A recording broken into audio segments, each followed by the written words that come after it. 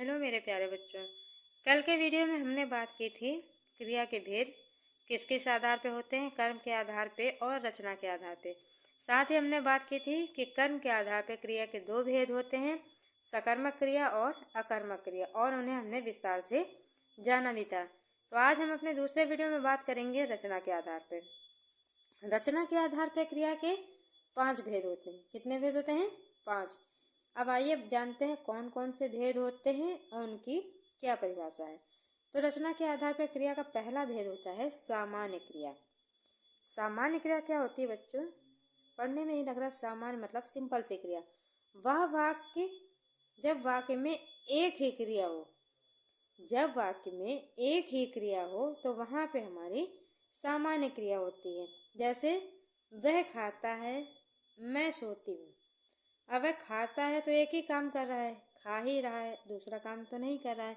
वो बात अलग है बच्चों, आजकल आप लोग मोबाइल देख के खाते हो, दो दो काम करते हो, पर वह खा रहा है मतलब एक क्रिया हो रही, सामान्य सी क्रिया है। मैं सोती हूँ, मैं सो रही हूँ तो मतलब सो ही रही हूँ, उसमें भी कोई बड़ी बात नहीं है। तो सामान्य क्रिया मतलब जब वाक्य में एक ही क्रिया हो, वह खा रहा है, मैं सो रही हूँ, एक ही कार्य हो रहा है, तो वहाँ पे हमारी हो जाएगी सामान्य क्रिया। दूसरा आता है संयुक्त क्रिया। संयुक्त क्रिया क्या है? जो दो या दो से अधिक क्रियाओं के योग से बनती है। संयुक्त का मतलब ही होता है मिलकर बनना। तो जो दो या दो से अधिक क्रियाओं के योग से बनती है वो होती है हमारी संयुक्त क्रिया। जैसे मैंने उसे समझाया। अब इसमें दो क्या है?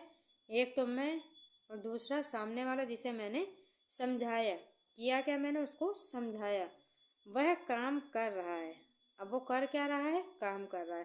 तो दो क्रियाएं कि एक तो वो कुछ कर रहा है और कुछ कर रहा है मतलब काम कर रहा है। दूसरा मैंने उसे समझाया। अब किसे समझाया है? दूसरे को समझाया है। तो यहाँ पे दो क्रियाओं से मिलके बना है तो हमारा हो जाएगा संयुक्त क्रिया। आते हैं तीसरे भेद पे, नाम धातु क्रिया। अब इसका नाम ही है नाम धातु क्रिया। मतलब कि यह क्रिया किसी नाम, संज्ञा या सर्वनाम तथा विशेषण से जुड़ी होती है। वह क्रिया जो किसी संज्ञा, सर्वनाम या विशेषण से जुड़ी हो, किसी की विशेषता बता रही हो, वो हमारी नाम धातु क्रिया कहलाती है। एग्जाम्पल से समझते हैं बच्चों। वह संगीत सुनते हैं। वह कौन है? सर्वनाम। संगीत सुनते हैं या उनकी विशेषता है।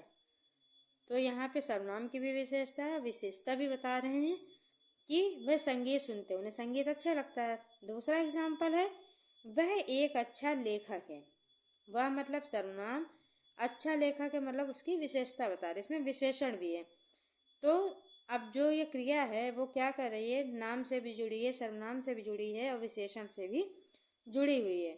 वह संगीत सुनते हैं, वह अच्छा लेखक, ये सारी विशेषताएं जिससे हमें पता चल रही है क्रियाओं से, वह क्या है? नाम धातु क्रिया है। उसके बाद आते हमारे प्रेरणार्थक पे।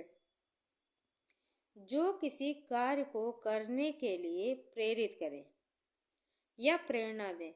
मतलब जब हम किसी कार्य को करने के लिए किसी को प्रेरित करते हैं या उसे मोटिवेट करते हैं, उसको प्रेरणा देते हैं, तो वो हमारा प्रेरणार्थक क्रिया के अंतर्गत जाता है। जैसे मैंने उसे लिखवाया।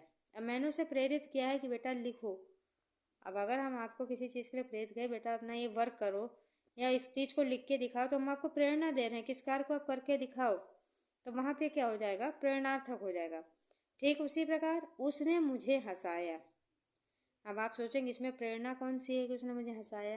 अरे भाई, कोई बच्चा उदास है या कोई परेशान है, तो यदि हमने उसे कुछ ऐसा सुनाया, कुछ ऐसा मोटिवेट किया कि उसे हंसी आ गई, तो कुछ ना कुछ प्रेरणा ही दी ना उसे हंसने के लिए, ताकि वो प्रसन्न रह सके। तो ये भी एग्जाम्पल आपका प्रेरणार्थक में ही जाएगा। जब हम किसी को किसी कार्य के लिए प्रेरित करते हैं, प्रेरणा देते हैं, तो वहाँ पे हमारा प्रेरणार्थक क्रिया होता है। सबसे आखिरी हमारा पूर्वकालिक क्रिया। जो क्रिया किसी कार्य के पूर्ण होने या पूरे होने को दर्शाती है, वो हमारी पूर्वकालिक क्रिया होती है। जैसे उसने पत्र लिख लिया और वे परीक्षा दे चुके हैं। इसमें आपने देखा क्रिया हो तो रही है लेकिन क्रिया पूरी हो चुकी है, पहले ही पूर्ण हो चुकी है। मतलब पूर्वकालिक क्रिया, पहले ही पूरी होने वाली क्रिया। उसने पत्र लिख लिया, मतलब पत्र लिख रहा था, वो क्रिया हो रही थी, लेकिन अब उसने पत्र लिख लिया है और वे बच्चे अपनी परीक्षा दे चुके हैं, मतलब कार्य पूर्ण हो चुका है। तो आपने देखा कि रचना के आधार पर क्रिया के 5 भेद होते हैं: सामान्य क्रिया, संयुक्त क्रिया, नाम धातु क्रिया, प्रेरणार्थक क्रिया और पूर्वकालिक क्रिया, जिनकी अपनी अपनी अलग विशेषताएं हैं और अलग अलग प्रयोग हैं। तो बच्चों, आप भी जब क्रिया करें तो साथ में काम भी करते जाइए और देखते जाइए कि आप किस प्रकार की क्रिया कर रहे हैं। सामान्य क्रिया कर रहे हैं, संयुक्त क्रिया कर रहे हैं, नाम धातु है, या फिर आपको कोई प्रेरणा दे रहा है तो वो आपकी प्रेरणार्थक क्रिया है। ये सारी क्रियाओं को ऐसे ही आप पढ़ते जाइए, याद करते जाइए और अपना कार्य भी करते जाइए। मिलते हैं कल दूसरे वीडियो के साथ। और हाँ बच्चों, अगर आपको हमारा वीडियो अच्छा लग रहा है तो इसे सब्सक्राइब करिए, अपने दोस्तों में शेयर करिए बच्चों, ताकि वो भी नॉलेज को प्राप्त कर सकें। और आप भी इसे ज़रूर देखिए और सब्सक्राइब करिए। मिलते हैं कल दूसरे वीडियो के साथ।